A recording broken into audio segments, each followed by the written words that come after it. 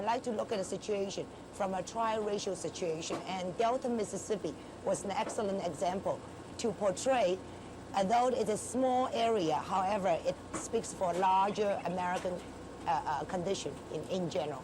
So that's why I was focusing this particular subject matter.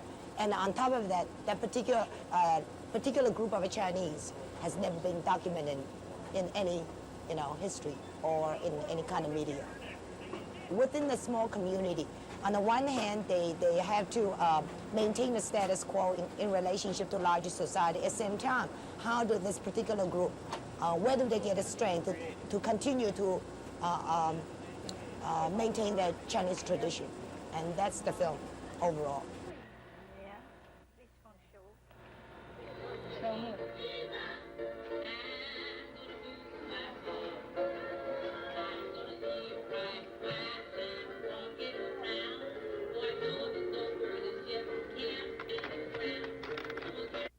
Alabama. This is Don Phelps from the TV 12 newsroom. We've had several reports of tornado touchdowns in and around our area this morning. According to the information we received this morning, one of the hardest hit areas has been the Selma area. According to Selma Mayor Joe Smitherman, they've had several tornadoes touch down there. One in the northeast section behind Selma University, doing some damage and causing some injuries there. Another tornado touching down near a car lot, doing considerable damage to the cars in that lot. Also, one other tornado touching down near a housing project on the east side of Broad Street. According to Mayor Smitherman, one person was killed when the tornado touched down there in that housing project, and between 15 and 20 people have been injured. They are still trying to get to the scene. They say that power and gas is out in that area, and they have cordoned off the area at this time. Once again, according to Mayor Joe Smitherman, in Selma, one person has been killed because of a tornado touchdown near East Broad Street, and we'll have more information as it's made available. I'm Don Phelps, WSFA TV News. WSFA Television, Montgomery.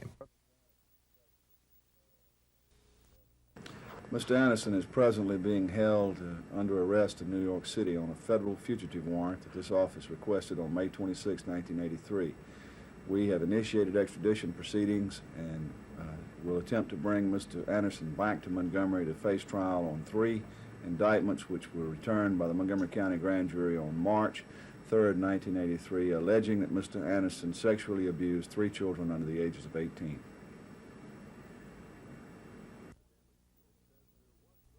The National Weather Service office at Danley Field says there was no tornado warning issued for Dallas County because conventional weather radar gave no indication of a rapidly developing tornado moving toward Selma. We spent considerable time, both Doppler and on the regular intensity radar, looking at this particular storm. We did not see the characteristic tornado signature on our intensity data. After going back and reviewing the tapes that we keep now, we're keeping tapes with the experimental Doppler, and after a brief look at the tapes, it appears that there may be some signs that there was some evidence there, but this is strictly experimental, and it's not being used fully 100% as we use the old radar.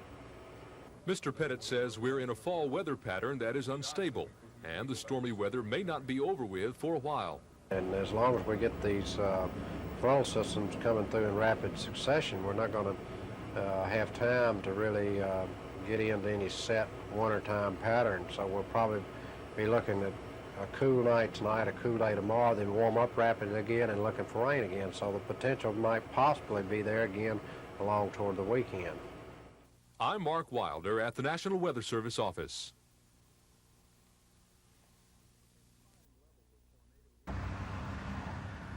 In Pine Level, the tornado hit Wayne Carty's barn, which is 10 yards from his house. We already coming from out of the west there, and she was rolling like freight trains coming through, and we all jumped up and run to the middle of the house. A quarter of a mile away, the Burt Pearson property was struck by the twister, destroying another barn and tearing trees and shrubs down. Pearson was injured by flying glass. About a mile away, trees were torn down and uprooted, power lines down by the violent winds, and Scott Stein and his wife escaped injury when their chimney was sheared off and the front porch smashed by the twister. Further down the road, this mobile home was demolished by the storm. Johnny Davenport was asleep inside. and I was asleep in the back part of the trailer in the bedroom, and I woke up. About 30 seconds after I woke up, all I heard was a loud crash, and I just grabbed a hold of the mattress and held on to it, and it started tossing me around and stuff. And about a minute later, I just woke up and, climbed out the back window. I had to kick a back window out to come out, and got in a tree and climbed down and went to my next door neighbors, and they helped me out from there. In the southeast part of Elmore County, more roofs were damaged by the storm, and 2 people were injured near Slapout when a twister destroyed their mobile home. The wind scattered the debris across a half-mile area. Residents in this area say when they hear of tornadoes near Selma, they start looking for stormy weather in this community. Cleanup operations are now underway in Autauga and Elmore counties. Residents here say they are thankful that the injuries were at a minimum, even though the property damage was heavy. This is Norman Lumpkin, WSFA TV News in Autauga County.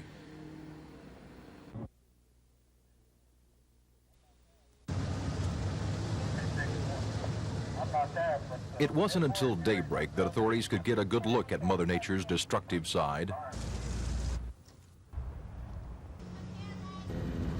The twister skipped along a 15-mile path from western Selma to the northeastern section, leaving patches of rubble in its wake.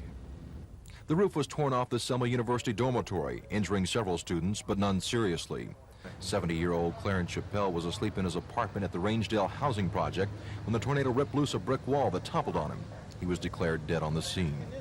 Norma Acroft, who lives across the street from the housing project, says she thought an earthquake had hit. It was just like a big rock and shaking like, and then the roof in my little brother's room, it caved in.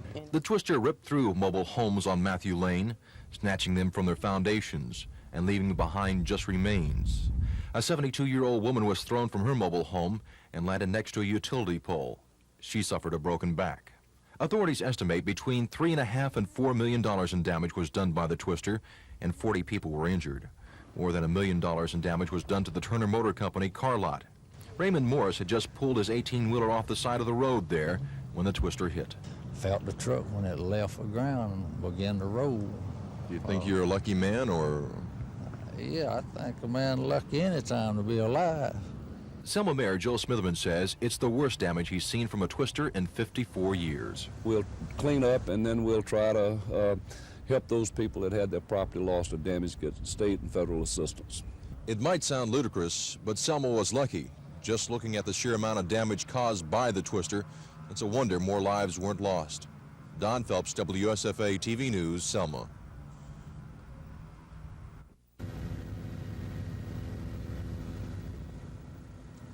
"90% of the city was spared from the damage of the twister, but the remaining 10% was devastated. Selma Mayor Joe Smitherman says this was the worst damage caused by a tornado in the 43 years he's lived in the city. Most of the people were asleep when the twister hit and had no warning. The hardest hit areas were Selma University, where a roof was blown off a dormitory. Several students were injured, but none seriously.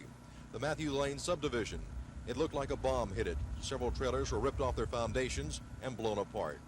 Several units of the Rangedale housing project were destroyed. An elderly man who lived in one of the units was killed when a concrete wall fell on him. State troopers working with the city of Selma organized rescue and security efforts. Mayor Smitherman says the city will apply for disaster aid. Don Phelps, WSFA TV News, Selma.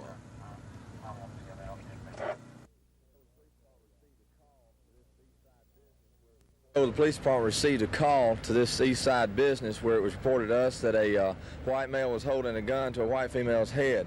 Upon arrival, the police subdued the man and took the weapon away from him. We found at that time that the weapon was unloaded. He threatened to kill himself and the female involved, and evidently that's all it was a threat. The weapon was unloaded. Okay, can you tell us who this man is and who the person is? Yeah, at this time we've charged with reckless endangerment a Joey Lane, and his wife was Sylvia Lane, and they were evidently involved in a domestic dispute here. Does she work here? That's correct. She's an employee here. Okay. Selma Mayor Joe Smitherman says the twister only did damage to about 10% of the city, but the areas that were hit hard. Authorities say it was a miracle that no one was killed or seriously injured when the tornado ripped the roof off of this dormitory at Selma University. Friends and family members pitched in to help victims who lost their mobile homes on Matthew Lane. 37-year-old Larry Watson was at work when the storm claimed his mobile home. It's the second one he's lost to a tornado in 13 years. He says he'll probably get another trailer to replace the one he used to own. Mrs. W.D. Crawford watched from a window as neighbors began to clean up. Damage in her neighborhood was considered light compared to Rangsdale Housing Project. 70-year-old Clarence Chappelle was killed in his apartment at the housing project when a brick wall collapsed on him. State troopers who coordinated security operations for the city of Selma stood guard at entranceways to the hardest hit parts of the city. Only residents and family members were led into the devastated areas. Mayor Smitherman says the city will seek disaster aid to help the citizens, like those on Matthew Lane, rebuild. Those trailers just explode, and they're just in shambles, 1,000 yards everywhere, just like little splinters of matchsticks, and yet the people got out with some type of injury or no injury. Don Phelps, WSFA TV News, Selma.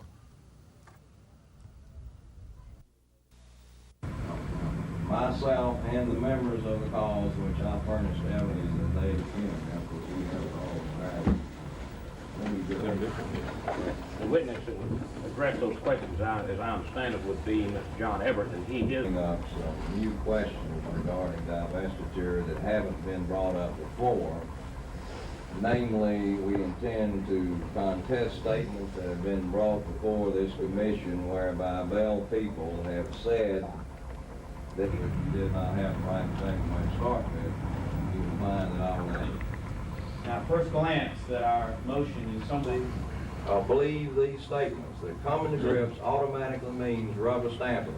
I appreciate the forthrightness of your new leader appointed by.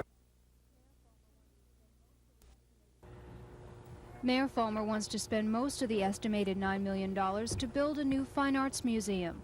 He says he doesn't want the city to pass up the chance for a new museum when private citizens are willing to donate land and money. We've got a proposition that somebody would give us 30 acres of land. The county will pay for half the operating cost of the museum, and that someone will give us $1 million cash.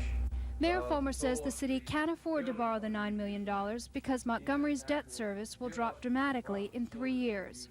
We can pay for all of this without a dime of taxes. Mayor Fulmer wants to spend the rest of the money to build 2 new fire stations and pave some streets. The council will consider the mayor's proposal at its next meeting in 2 weeks. Susan Silvernail, WSFA TV News. Tonight is going to give us 6 steps to go through solving any problem that you see in the community in a nonviolent way.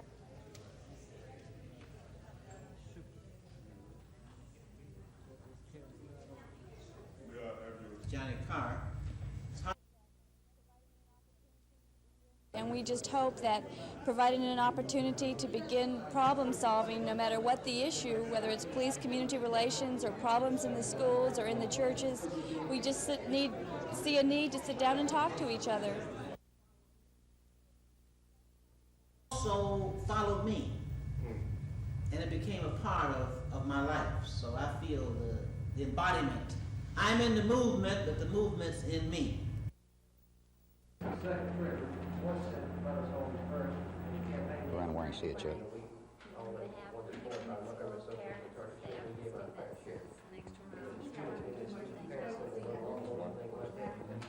And we met in school when I moved here. Real estate appraisal. That's good. They're excited. It makes them want to come to school. They have things to come to. Washington, D.C.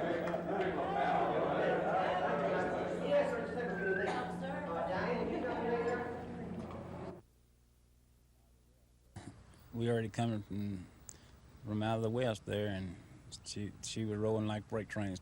I had heard the rain, and I heard a roaring sound come right across the house. I cut my hand, wrist, my whole back skin up. And that didn't even move that porch. That's what I can't believe.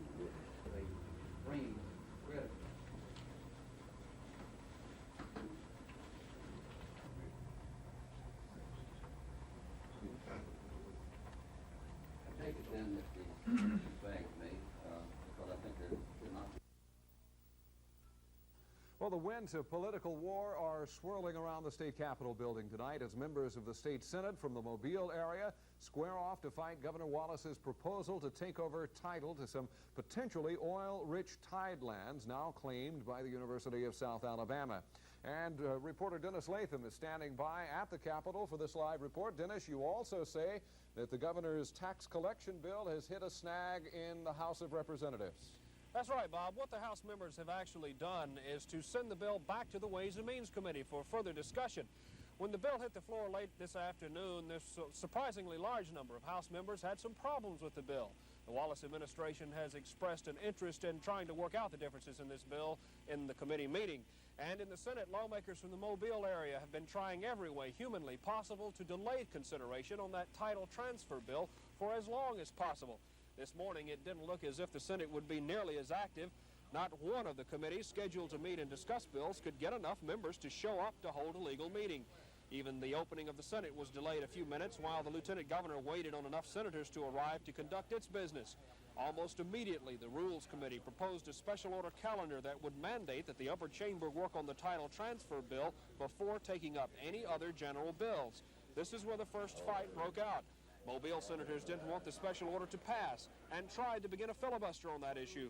But Lieutenant Governor Bill Baxley ruled that senators could not filibuster the adoption of the special order and that only reasonable discussion would be allowed. That reasonable discussion turned into almost 4 hours of intense criticism of Lieutenant Governor Baxley's ruling. But the Senate supported that ruling 22-3, and the upper chamber went on to the transfer bill.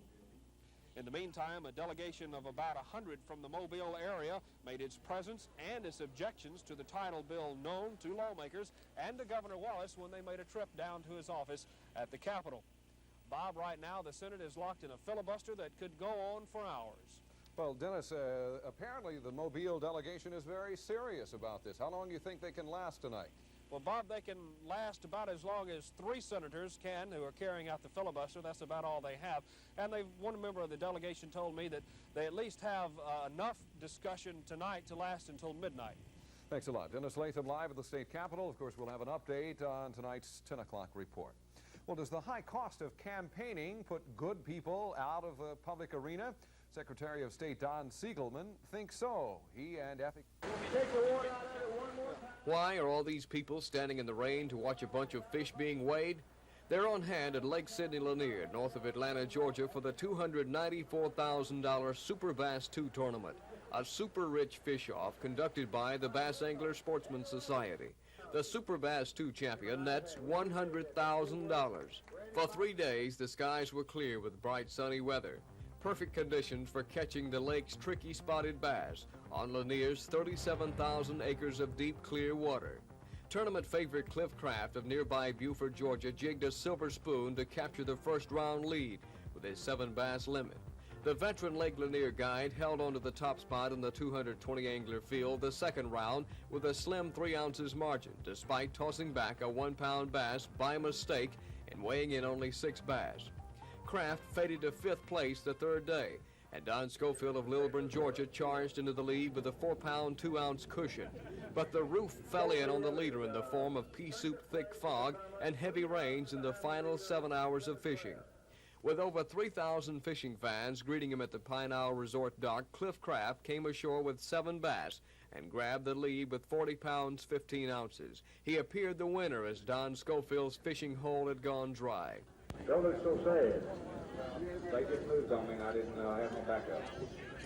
Schofield's fishing hole was the only dry thing around. But the wet weather didn't dampen Mickey Bruce's luck. The Beaufort, Georgia angler caught a 7-pound, 12-ounce bass on his 3rd cast of the morning. Bruce, a 32-year-old general contractor, earns over $2,300 per pound for his 25 bass weighing 42 pounds, 10 ounces. He pockets $82,000 cash and an $18,000 Ranger bass boat. Cliff Craft collects $42,000 as the runner-up with 40 pounds, 15 ounces, just 1 pound, 11 ounces behind the winner. Craft says the fish he tossed back by mistake wasn't big enough to make up the difference. Tournament champion Mickey Bruce mounted a supercharged finish, coming from 59th place the first day to 17th to 8th place to win Super Bass II. What's the one-word reaction to $82,000 that completely rigged Ranger rig? Fantastic.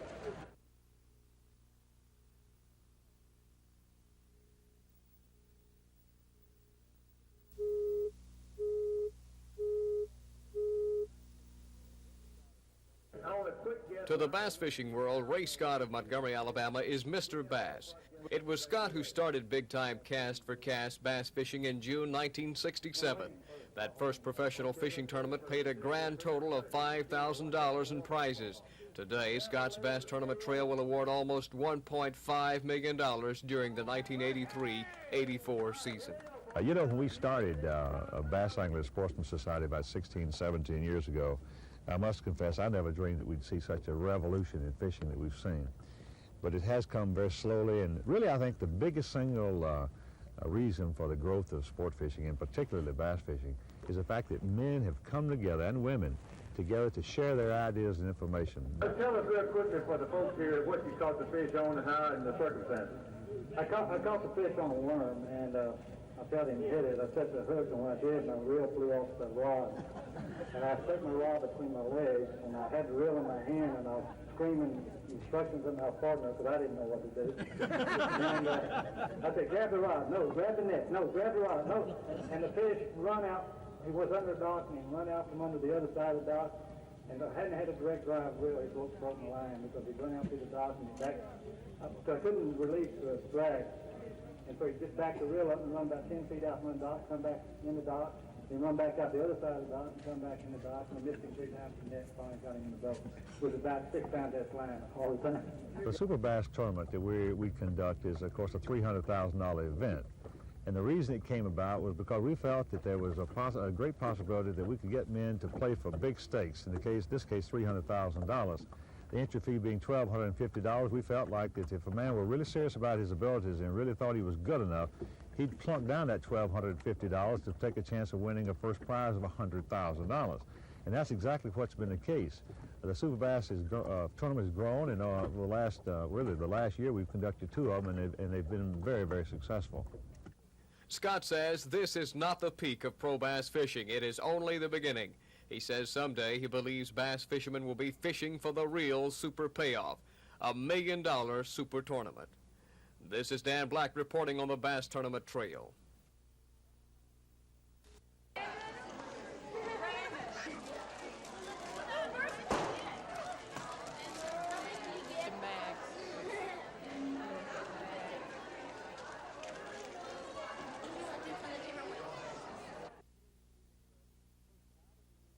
The Syrian Greeks were pushed out of Jerusalem, the temple was rededicated, and an 8-day festival of joy and happiness was instituted to celebrate the first fight and victory for religious freedom. And so each year we celebrate the victory of religious freedom, and we light candles, 1 each night, till we have 8 candles lit to celebrate the miracle of the oil that lasted in the everlasting light for 8 days on the very first Hanukkah that was celebrated by the Maccabees.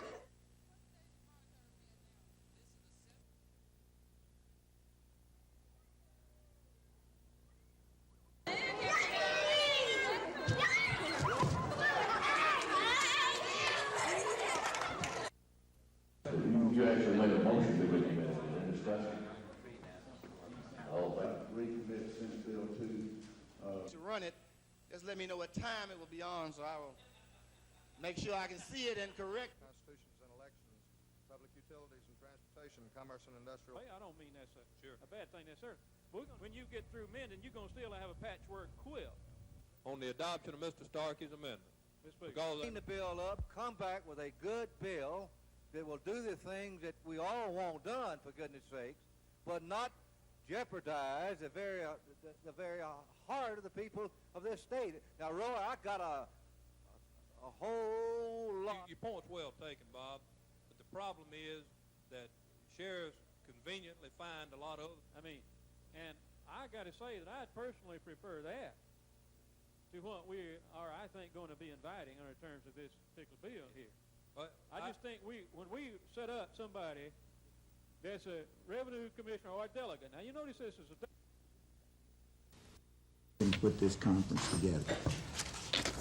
I want you all to discuss all of the problem for Alabama, or you said there were five others? Alabama campaign laws are confusing and conflicting and inadequate at best. We have loopholes big enough to drive the Brinks truck through, and we don't even require front door delivery. We have no limits on contributions and expenditures. We have no requirement of disclosure before the election. We have no disclosure at all if money is raised before a candidate actually qualifies.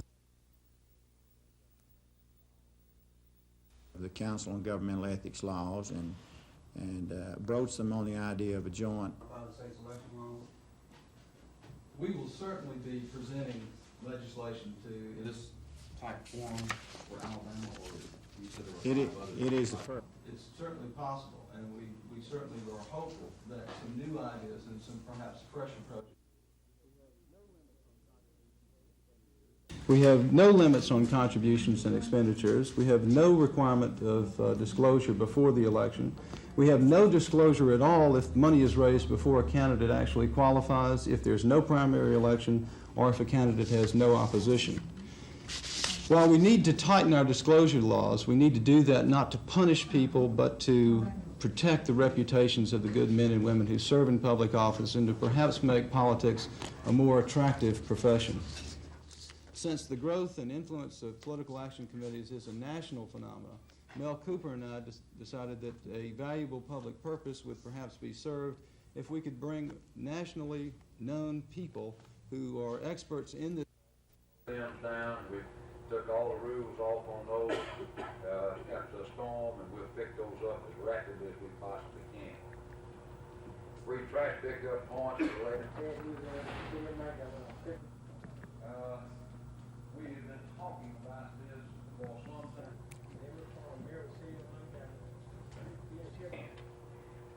Madam President, I have put it.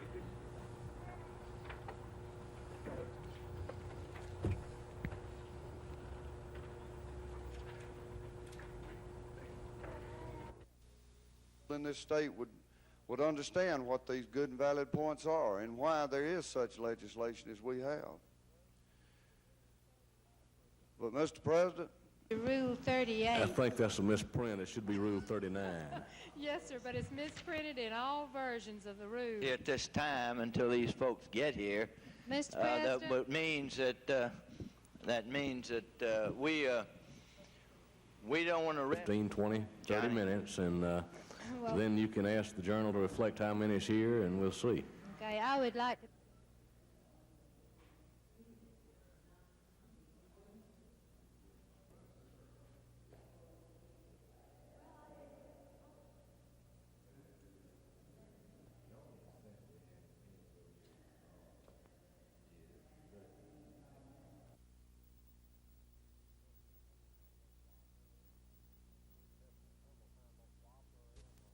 We spent considerable time both Doppler and on the regular intensity radar looking at this particular storm. We did not see the characteristic tornado signature on our intensity data. After going back and reviewing the tapes that we keep now, we're keeping tapes with experimental Doppler, and after a brief look at the tapes, it appears that there may be some signs that there was some evidence there, but this is strictly experimental, and it's not being used fully 100% as we use the old radar. It's just one. Now the big question is, who made the check? All right, hand it over to him. Let him play. all right. I want to know what bank you got to take it to and get a cash now. Do I have to endorse it this big too? You better have a big signature. Great check. Okay, you guys. I'll see you on TV. Wingfield. All right. My hearing goes the longer I'm into your ear. And I'm Chuck White. Yeah. That we. Officials at the opening session of the conference say they're concerned that individuals are having less to say about who's elected because special interest groups or political action committees are becoming the prime contributors to campaigns. In Alabama, as in many other states, it's not until after the election that voters learn if a candidate received financial support from one of these groups, and ethics officials say a change in the law is needed. The people of Alabama have an absolute, in my opinion, unqualified right to know who gives money to their candidates, and they should know it 45 days before the election, 30 days before the election, 15 days before the election, rather than, as it now stands, 30 days after the election is over.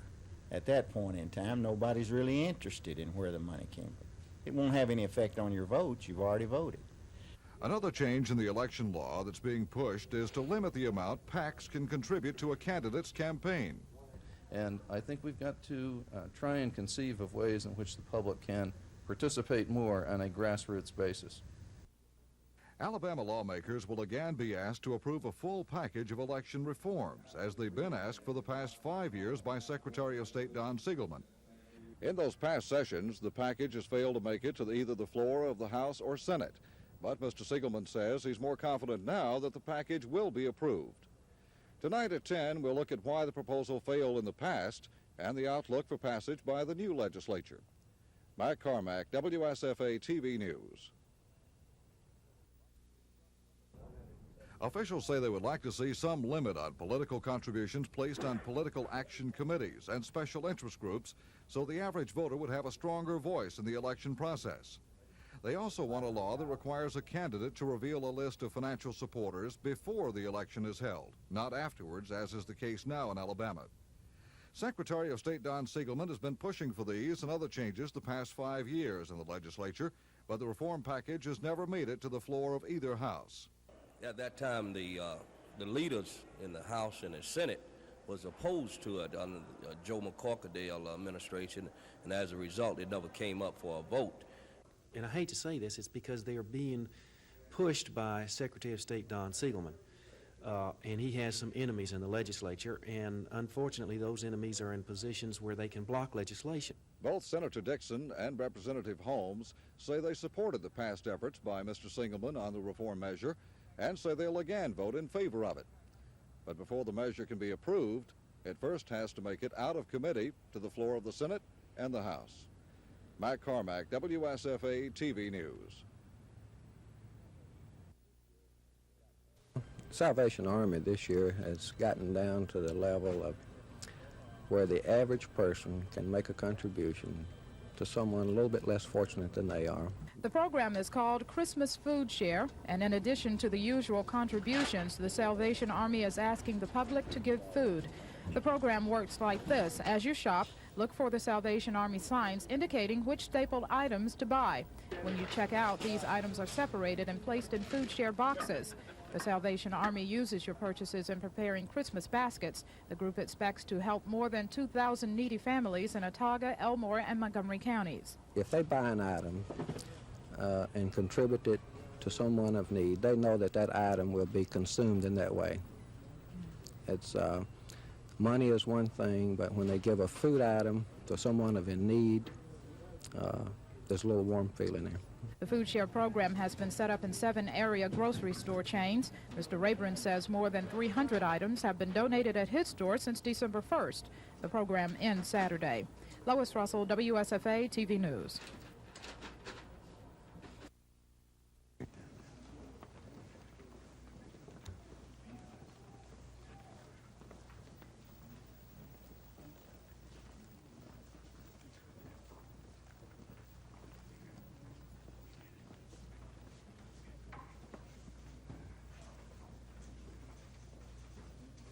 Families, friends, relatives that's coming this afternoon.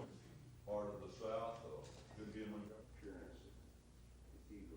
What had gone on before, whether it was anarchy or revolution or rebellion, so reprehensible is of teamwork and how to function effectively to the staff and all the instructors who gave unselfishly and honorably.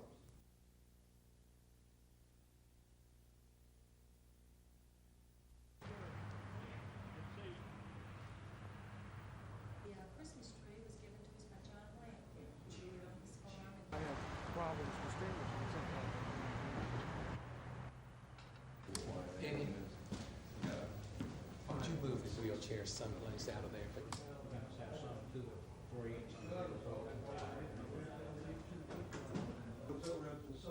said so-and-so, and the worst thing we can... I'm gonna try to get them to go off the record now, and they don't scoop me. All right. But, City of Birmingham, Now I'll get Mrs. Wallace.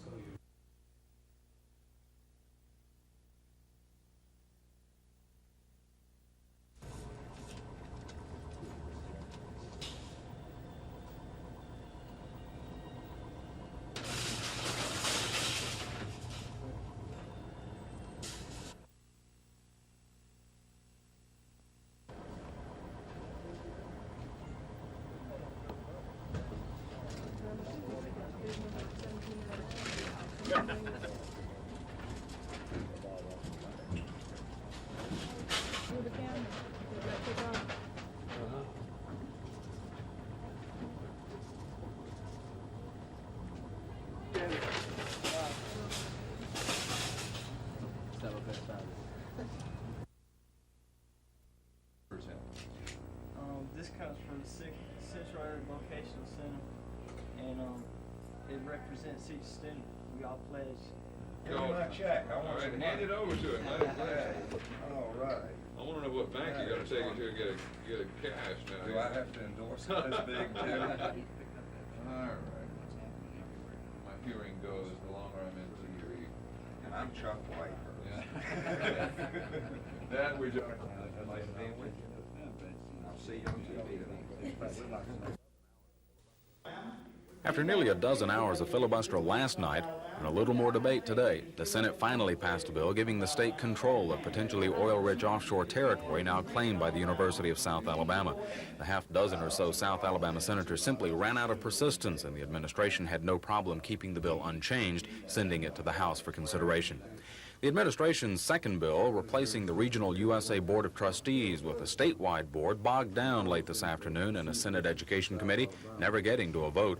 Senators appear interested in considering a compromise, phasing in a new board so that the existing board won't be abolished overnight, but the administration doesn't appear willing to consider this compromise. The debate picks up in the morning. In the House Ways and Means Committee, the administration didn't pick up too much opposition as it passed a bill rolling back some of the oil and gas severance tax increases passed earlier this year. The oil companies say they're happy about exemptions for offshore oil production and production of nearly empty or marginal wells, but they say they'd like to see some exemptions for new wells. They say that would be an incentive to drill exploratory wells. Also, the Mobile area representatives didn't get too far with their complaints that Mobile and Baldwin counties won't be getting a share of the offshore oil taxes. The administration's largest opposition was to a bill putting teeth into the collection of delinquent taxes. Yesterday, House members were upset, saying the bill was too harsh, so the leadership came back today with nearly a dozen amendments providing some leniency. Revenue Commissioner James White says the bill is designed to give the state the power to collect as much as $100 million a year in unpaid taxes. Because the process has slowed considerably, administration officials are having to plan to try and wind up the session next week. Chris Grimshaw, WSFA TV News at the Capitol. A filibuster by Mobile area senators against the title transfer bill fell apart this morning when an agreement was reached to vote on the bill at 2 p.m. Senators considered a few amendments to the bill, but eventually passed it as introduced. There was a second vote on the bill to allow a Mobile senator not present for the original roll call to cast a recorded vote against the bill. The transfer bill now goes to the House. The Senate put off consideration of the tax enforcement collection bill, but the House Ways and Means Committee took a second look at the measure that's designed to put teeth into the state's collection laws. Some members were concerned that the bill was too tough and approved about a dozen changes to tone it down. The day's legislative activity wasn't over when the House and Senate adjourned. The Senate Education Committee began its second discussion of a Wallace administration bill to replace the University of South Alabama Board of Trustees. Naturally, representatives of the university and the Mobile area didn't want the changes. The bill's sponsor, Senator John Teague of Childersburg, indicated a willingness to compromise so that changes in board members could be phased in and not made all at one time.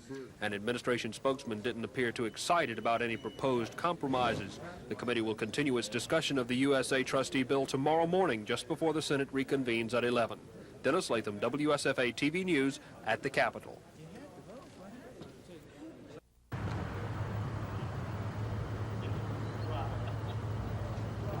Okay. Show me what's going on over here.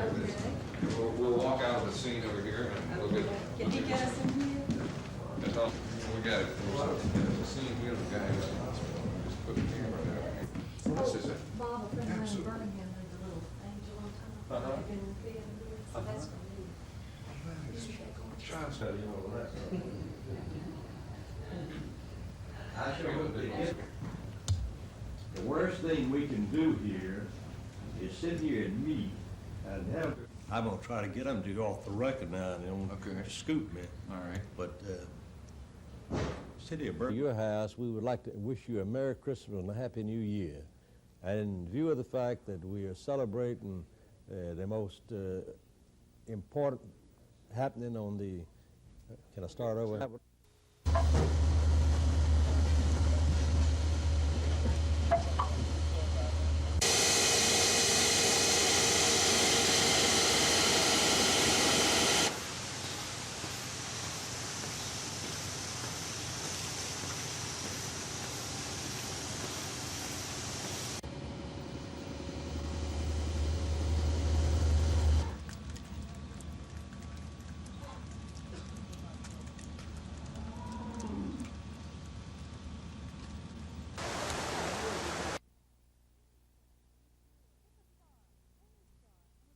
Pick a star, any star, and it's yours. If you head to the department store, it's Parisian's latest novelty gift idea for Christmas.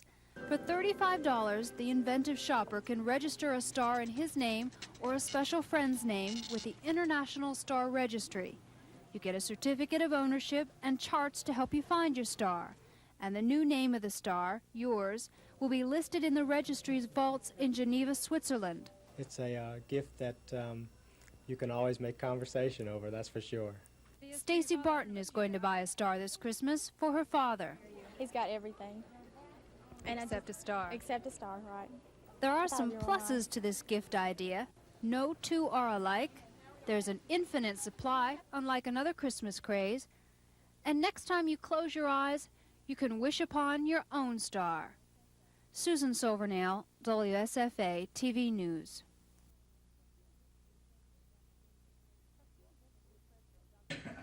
Tuskegee Institute President Dr. Benjamin Payton has discovered since taking over as president 2 years ago that Tuskegee is better known outside the state than at home. He wants to change that. Today, Dr. Payton met with state government and business leaders to form an advisory council. We wish your advice and counsel on programs that are important to the state of Alabama. We have our ideas, but we'd like to know what you think. To strengthen the need for the council, which will also give advice on promoting economic growth for the state through the school's resources, Dr. Payton listed a number of academic programs offered at the school. For example, through the efforts to treat the sick animals of the farm, on the farms, Tuskegee has developed one of the finest schools of veterinary medicine in this country. Dr. Payton also bragged about the freshman aerospace engineering program, the first at a predominantly black college, and he introduced those who have a vital interest in the school. People like General Taylor Hardin, who also has an interest in forming a partnership with business, education, and government. Kim Davis, WSFA TV News.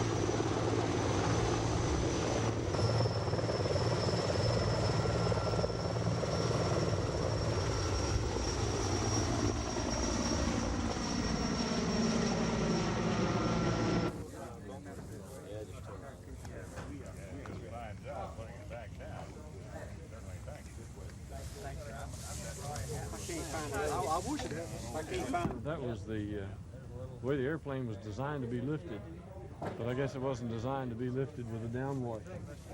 Possibly with a crane, Yeah. off a ship or something. Yeah. Lodge itself around the back, rather than. Mr. Tyson says Dr. Martin agreed to discuss reaction to his nephew's appointment when the part of the meeting on two-year schools recessed. But later, when he tried to talk to Dr. Martin, Mr. Tyson says he was told the meeting was adjourned.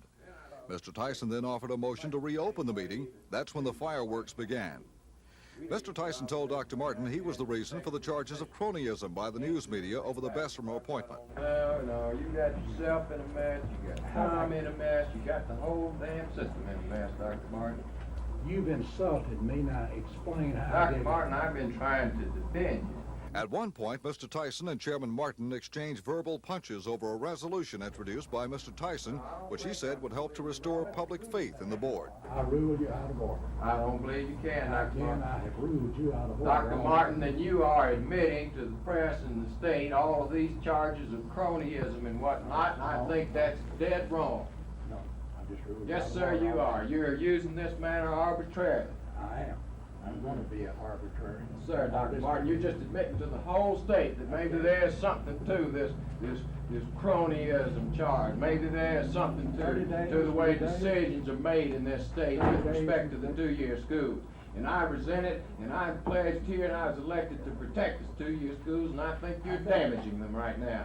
When the smoke had cleared, the board approved Mr. Tyson's resolution calling for a 4-month delay in appointing a permanent president for Bessemer State.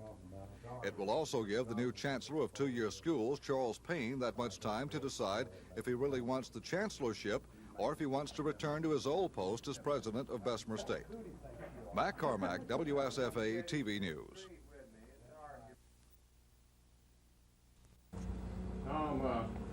Suppose it's one of the finest people around. Ignorance of creationism or any religious belief is the responsibility of the church and the family unit, not the public school. Theology must be kept out of the science class as mandated by the United States Constitution. The teaching of creationism in Alabama public... her specific interests in the schools, where teachers already have the right and the freedom. The state's not going to put up the money, or the local school system wants to put up... School systems. Merely informational. Yeah. Circulated all this into their classroom now, and they do have a right to have access to all of this material. And if a child wants information, additional information on creationism provided in the... That is fantastic. Thank you very much. One more gift to United Way. It's wonderful.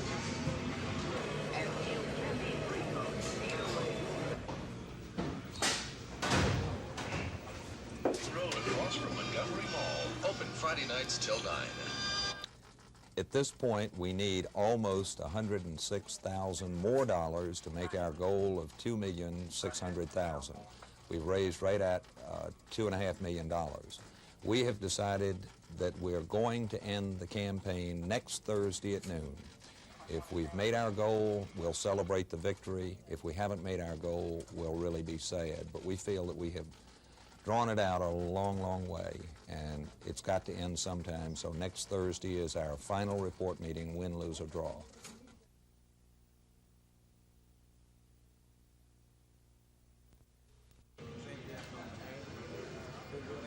That That is fantastic. Really. Thank you very much.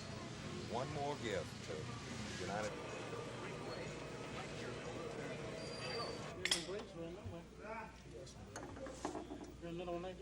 E Road across from Montgomery Mall. Open Friday nights till 9. And this is new building.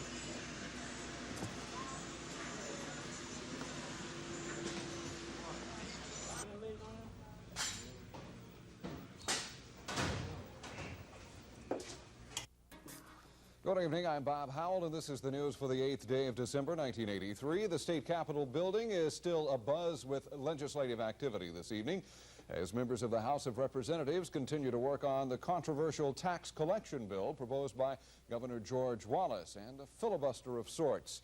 Chris Grimshaw is at the Capitol for a live report on what's going on, including a short day for the Senate, which is working on bills relating to the University of South Alabama. Chris? Bob, the Senate was through with its day of work fairly early. The Senate is waiting for Monday when the bill that deals with the University of South Alabama will come up for a final vote in the Senate before it goes to the House. Dennis Latham says that the fight between the administration, the Wallace administration, and the Mobile area representatives and senators appears to have taken on a new twist. Tonight, there's a major change in the battle between the Wallace administration and the University of South Alabama over potentially valuable tidelands and the school's Board of Trustees. This afternoon, the administration revealed the details of a deal it's offering South Alabama officials. It goes something like this. If the current Board of Trustees gives the disputed land back to the state and withdraws all legal action concerning the property, the administration will stop its attempts to replace the entire board. In addition, the university would receive up to $10 million from the state out of money received in leases and taxes on future oil and gas production. University officials must also allow the current land transfer bill to pass without amendments. So far, South Alabama officials have neither accepted nor rejected the offer. Earlier, the Senate Education Committee passed out the trustee bill, which will be ready for Senate debate next Monday. The Tidelands transfer bill passed by the Senate yesterday is in line for possible final passage as early as Monday. Meanwhile, the House of Representatives is still tied up in lengthy debate on the tax collection bill, which has not been too popular with many House members. Representative James Sasser of Ozark said the bill will create what he calls a super sheriff, and he's talking about Revenue Commissioner James White being given the powers of a sheriff to seize property, garnish your income, or take you to court in order to collect those delinquent taxes. The administration that's been facing so much opposition even started a filibuster against its own bill, and they began taking people one at a time, possible swing votes, in to poll them. Members streamed in and out of House Speaker Tom Drake's office for nearly 2 hours this afternoon. Afterwards, administration floor leader Roy Johnson showed up with a stack of a dozen or so amendments to his own bill, amendments which dilute the so-called super sheriff powers. Some few minutes ago, those super sheriff powers were deleted from the bill, which still has several other authorities for the Department of Revenue, but members who are opposed to the bill have continued a 5-hour filibuster. The administration has been patient with this continued talkathon, allowing it to go on, but the administration also seems to be wearing thin with that patience, and tempers are beginning to flare a little bit in the House at this moment. Bob, it probably won't be until just a little bit later when we'll find out a little bit better how the overall sentiment in the House is continuing to exist on this bill. Okay, Chris, the only bill that I've not heard from today is the oil severance tax bill. What's its status? The oil severance tax bill, which would reduce tax on offshore oil and oil drilled from marginal or nearly empty wells, is right behind this bill that they're taking up in the House right now, but they likely won't get to it tonight and will probably save it for Monday as well. Okay, thanks a lot. Chris Grimshaw reporting live from the state capitol this evening.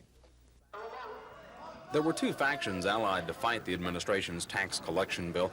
One faction was made up of members who thought the version was too harsh and gave the Department of Revenue too much authority to seize property and collect delinquent taxes. The other faction was the Mobile area representatives who used this tax collection bill as a hostage while they negotiated with the administration about possible settlements to the University of South Alabama offshore land bill and the Board of Trustee measure. The leadership of the House patiently sat through hours of debate, slowly adding changes which diluted the authority set up in the bill. That, in effect, diluted the opposition to the bill. While the Mobile representatives wanted to filibuster all night, the other House members weren't as enthusiastic about the Mobile representatives' battle with the administration. They eventually voted to end debate around 9 p.m. In winning support of the House members, the administration made two major concessions in the bill, taking out a section which would give the Revenue Department a sheriff's authority and a section allowing the department to use the many rules and regulations of the Internal Revenue Service. The bill still has the Senate to clear before taking effect. Chris Grimshaw, WSFA TV News in the House of Representatives.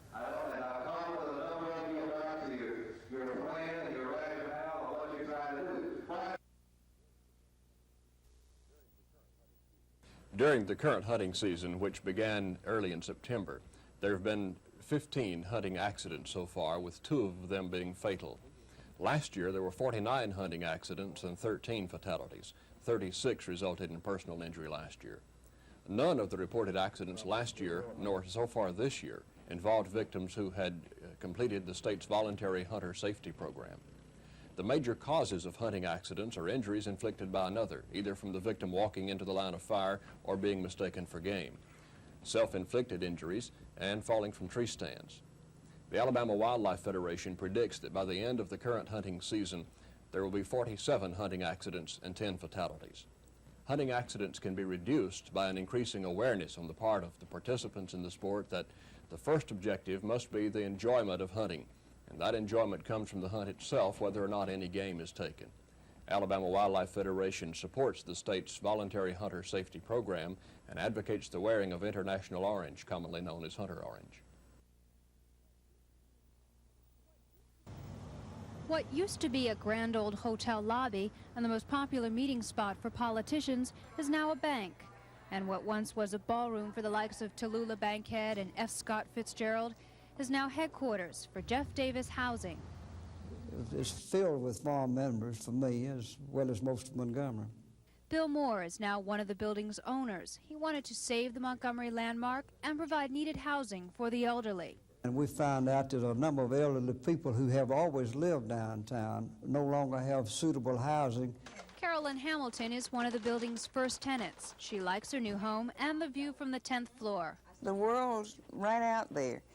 And that was one of the troubles where I was before. It's several miles out of town, and, you know, I love downtown. Susan Silvernail, WSFA TV News.